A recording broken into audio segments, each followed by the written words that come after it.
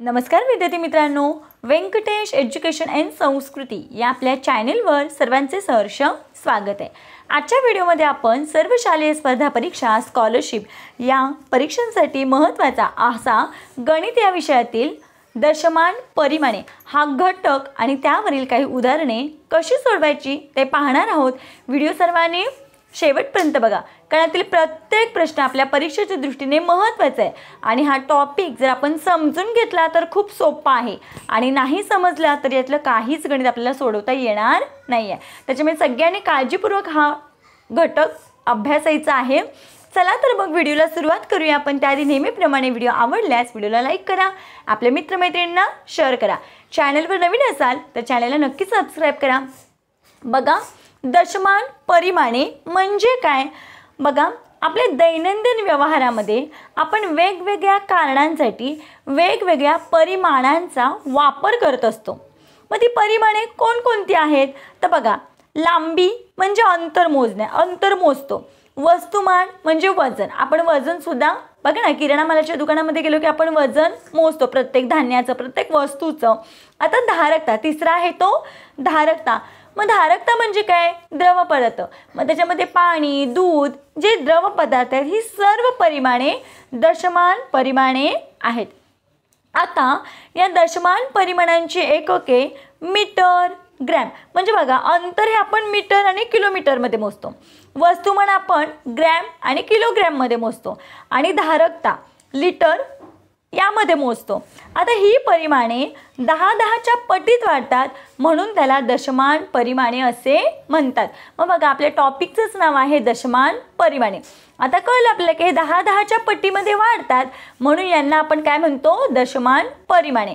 आता हे कसं समजून घ्यायचं तर बघा, दशमान परिमाणे हा घटक अभ्यासताना हा चार्ट सगळ्यात महत्त्वाचा आहे। हा चार्ट ज्याला समजला त्याला यातलं प्रत्येक गणित येणारच आहे, यात शंका नाही।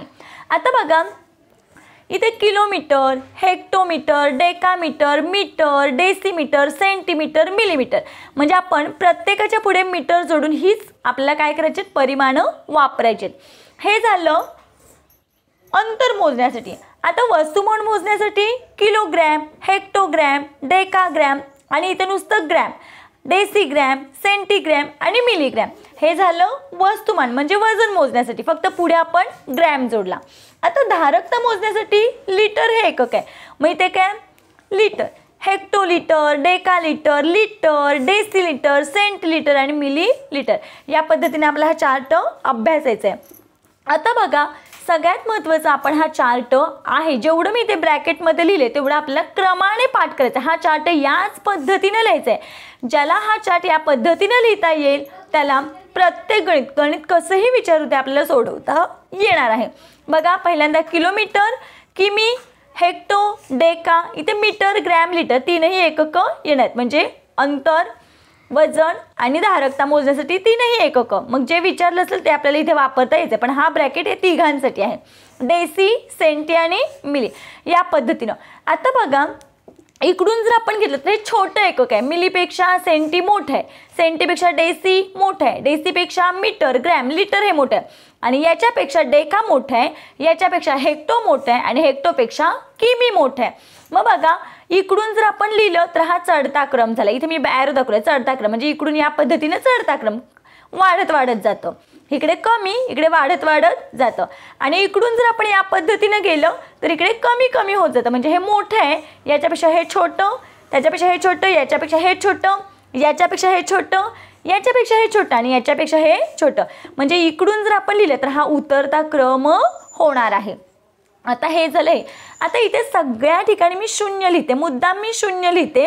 बघा, सगळ्या ठिकाणी मी मुद्दाम शून्य लिहिते कारण या प्रत्येकाची किंमत 10-10ने इकडे कमी कमी होत जाते। बघा, याच्यापेक्षा हे 10ने कमी आहे, याच्यापेक्षा हे 10ने कमी आहे, याच्यापेक्षा हे 10ने कमी आहे म्हणजे 10-10ने इकडे कमी होतं आणि याच्या उलट चढता म्हणजे 10-10ने इकडे वाढत जातं। आपल्याला जसं गणित विचारलंय तसं आपल्याला मांडता आलं पाहिजे। मांडायचं आहे याच पद्धतीनं, हे किमीपासून मिलीपर्यंत याच पद्धतीने मांडायचं आहे।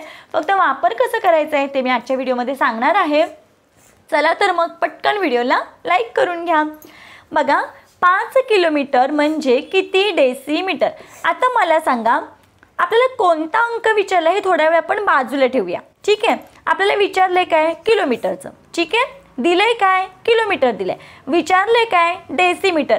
मग डेसी कुठे आहे? इथे आहे. आता याच्यावर आपण थांबायचं, इथे बोट ठेवायचे आणि इथपर्यंत किती घर आहेत बघा? 1 2 3 4. किती घर आहेत? 4. मग बघा 1 वर आपण तेवढी शून्य द्यायचे. 1 2 3 4. मग बघा हे आहे तसं 5 गुणिले मी सांगितलं उजवीकडे जाताना गुणाकार करायचा. बघा हे डावीकडचं दिले आणि उजवीकडचं विचारले ना आपल्याला, हे विचारले ना. मग हे कुठे आहे? याच्या उजवीकडे. मग उजवीकडे करताना गुणाकार करायचा. मग आहे तसा 5 अंक लिहिला, उजवीकडे आहे म्हणून गुणाकार. आणि बघा इथे आपण 1 लिहून घ्यायचा, हे घर नाही करायचं आहे. मग याच्या पुढे किती घर आहेत? 1 2 3 4. मग आपण 1 वर तेवढी शून्य द्यायची. मग इथे बघा 5 एके 5 आणि बघा 1 2 3 4. 1 2 3 4 म्हणजे आपलं काय आलं? 5 किलोमीटर म्हणजे 50,000 डेसिमीटर. बघा बरं इथे आपल्याला काही कॅल्क्युलेशन करावं लागलं का? नाही, फक्त इथे बोट ठेवायचा आणि इथपर्यंत किती घर आहेत? 1 2 3 4. तेवढी शून्य फक्त आपल्याला या अंकावर द्यायची आहेत आणि पुढे डेसिमीटर आहे तसंच लिहायचं आहे. बघा किती सोपं आहे या पद्धतीनं. आता दुसरं बघा, 50 हेक्टोग्रॅम बरोबर किती सेंटीग्रॅम विचारले आपल्याला. आता हेक्टोग्रॅम कुठे आहे? इथे आहे. आपल्याला ग्रॅम विचारू दे किंवा काहीही विचारू दे, ग्रॅम लिटर किंवा मीटर काही विचारू दे, आपल्याला फरक पडत नाही. फक्त इथे हेक्टो आहे ना, मग झालं. मग इथे बघा 50 आहे ना, तसं 50 आहे तसं लिहून घ्यायचं. 50 हेक्टो इथे आहे, विचारले सेंटीग्रॅम.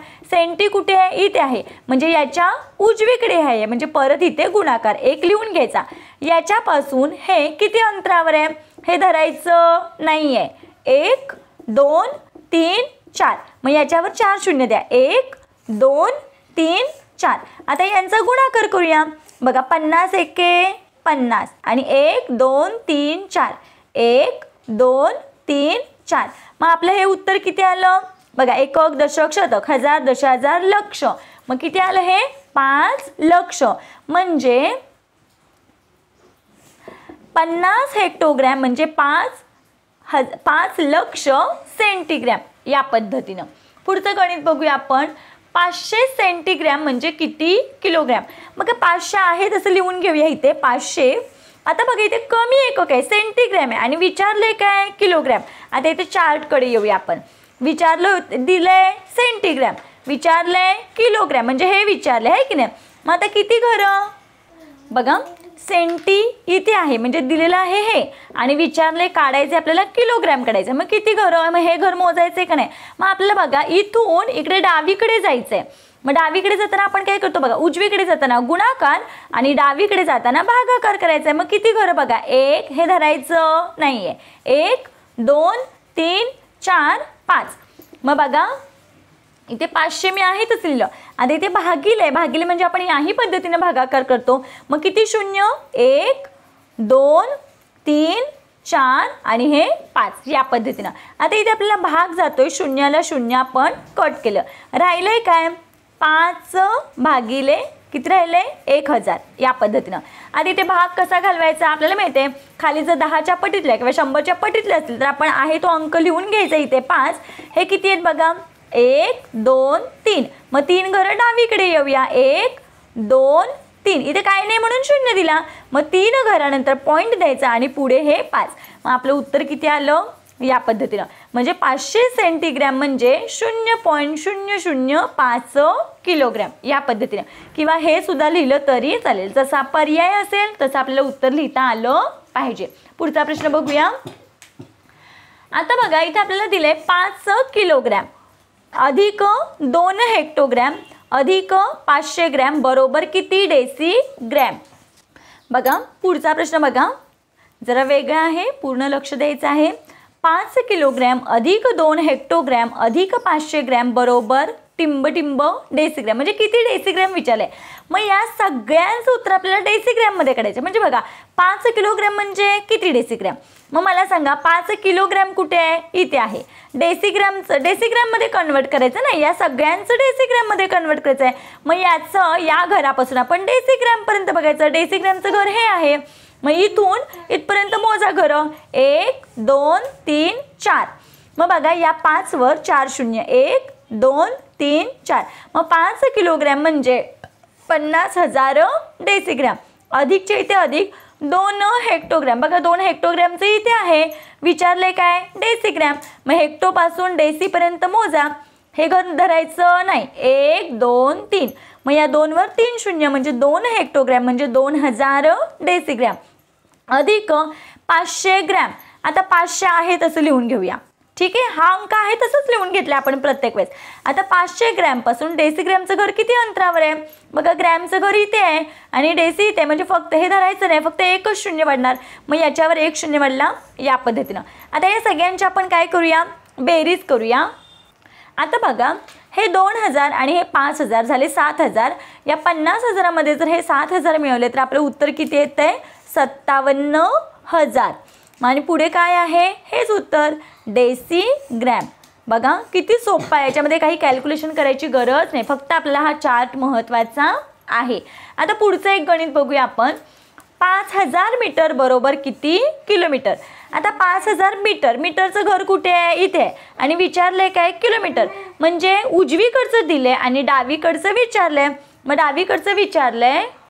मग बघा हे दिले ते 5000 लिहून घ्या. डावीकडे आहे ना, 5000 लिहून घेतलं. डावीकडे म्हणजे मीटरचं दिले आणि डावीकडचं विचारले. म्हणजे इकडे म्हणजे काय असतं? डावीकडचं विचारतं म्हणजे कमीचं विचारलंय. मग काय? मोठं विचारलेलं आहे. मग मोठं विचारले मग काय करायचं? इथे भागाकार येणार आहे, कारण डावीकडे जाताना भागाकार करायचा आहे. मग किलोमीटरचं घर इथे आहे. मग मीटरपासून हे घर किती अंतरावर आहे? 1 2 3.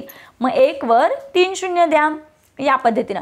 आता बघा या शून्याला हे शून्य गेलं, या शून्याला हे शून्य गेलं, या शून्याला हे शून्य गेलं. राहिले काय? 5/1. मग 5/1 म्हणजेच किती? 5 किलोमीटर.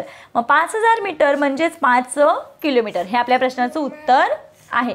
पुढचा बघा प्रश्न आहे 4 हेक्टो अधिक 50 डेसी अधिक 10 डेका बरोबर किती मीटर? म्हणजे या सगळ्यांचं मगासारखं मीटरमध्ये काढायचं आहे. मग हेक्टो कुठे आहे? हेक्टोपासून मीटरपर्यंत मोजायचं. मग 4 आहे तसं लिहून घेऊया. हेक्टोचं घर आहे इथे, विचारले मीटरमध्ये. मग उजवीकडे जायचं आहे म्हणजे गुणाकार. मग 1 2. आता इथे बघा 1 2 म्हणजे 1 वर 2 शून्य. मग इथे झाले किती? हे 400. आता असं आता अधिकचे इथे अधिक. हे 50 आहे तसं लिहिलं. आता डेसी आहे म्हणजे बघा इथे डेसीचं दिलंय आणि विचारले कुठे? मीटरमध्ये. मग मीटर कुठे आहे? डावीकडे. म्हणजे इथे काय येणार? एक घर डावीकडे जायचं. म्हणजे याला काय करायचंय? एक घर डावीकडे म्हणून 1 वर 1 शून्य 10 भागिले डावीकडे गेलं म्हणून भागाकार. मग बघा इथे 10 1 10, 10 5 50. मग इथे किती आलं? 400 अधिक हे 5 आलं. आता पुढे अधिक 10 डेका बरोबर किती मीटर? मग डेका कुठे आहे? इथे. विचारले काय? मीटर. म्हणजे एक घर उजवीकडे. मग आहे तसं 10 लिहून घ्या आणि 1 लिहायचं आणि उजवीकडे एक घर आहे म्हणजे 10 व 1 वर 1 शून्य. मग 10 10 किती आले? 100. मग बघा बरं हे 400 अधिक हे 100 बरोबर 500 आणि अधिक हे 5. मग आपलं उत्तर किती आलं? 505 मीटर.